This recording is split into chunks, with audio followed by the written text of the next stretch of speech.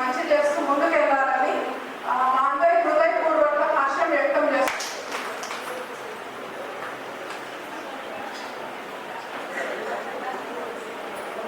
జీవన్ కుమార్ రెడ్డి మా చిత్తూరు జిల్లా 2014లో రాష్ట్ర వ్యాప్తంగా 3,000 మంది ఇవ్వడం జరిగింది.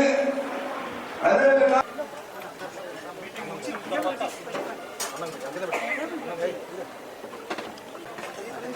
మీరు క్రాస్ అవ్వదన్నా, క్రాస్ అవుతానే ఉన్నారు. సెలవు తీసుకోండి.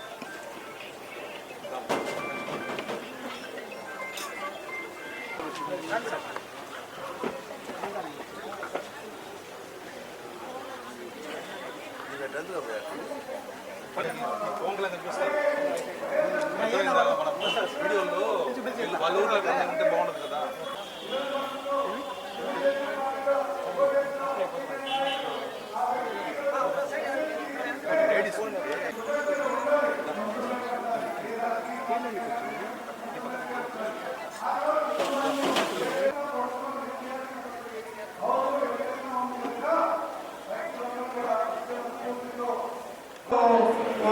కేవలం నియోజకవర్గానికి 10 మంది ఇచ్చింది.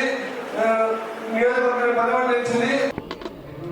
ఈరోజు ప్రపంచ వికలాంగుల దినోత్సవం అంటే డిసెంబర్ 3ని స్టార్ట్ అవుతుంది.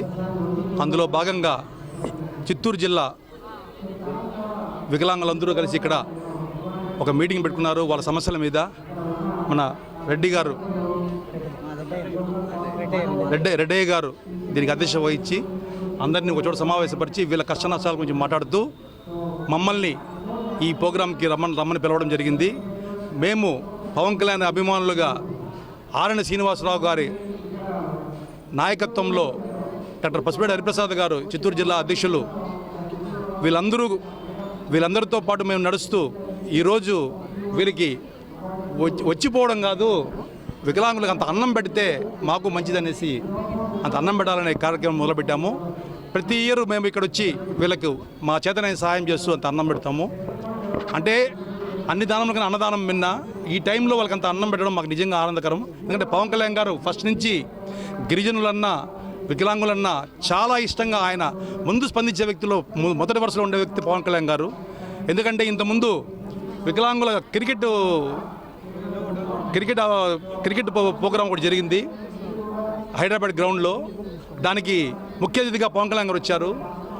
ఆయన వాళ్ళ ఆడే విధానం చూసి ఆయన పర్సనల్గా 25 లక్షలు డొనేషన్ ఇవ్వడం జరిగింది పవన్ కళ్యాణ్ గారు వీళ్ళకి. అంటే అంత మనసున్న వ్యక్తి మా పవన్ కళ్యాణ్ గారు. ఈరోజు నిజంగా ఆయన మా ఎమ్మెల్యే ఆరణి శ్రీనివాస్ గారు వీళ్ళందరూ వీళ్ళ సమస్యలు ఏమున్నా వీళ్ళని త్వరగా పరిష్కరిస్తారని మేము మా జనసేన మా తరపున వచ్చి మేము కలిసాము. ఇది వ్యక్తిగతంగా ఇది పార్టీ తరపున కాదు, వ్యక్తిగతంగా నాకు ఎవరికైనా సరే కష్టంలో ఉన్న దండం పెట్టాలంటే ఇష్టము. దీంతో డొక్కా చిత్తమ్మ గారి పేరుతో వచ్చి ఇక్కడ అంత ఆనందం అనిపిస్తున్నాము. వీళ్ళందరూ కూడా మానసికంగా వీళ్ళు శారీరకంగా వికలాంగులు కావచ్చు వీళ్ళు, కానీ మానసికంగా చాలా బలవంతులు వీళ్ళు, మాకంటే చాలా బలవంతులు వీళ్ళు.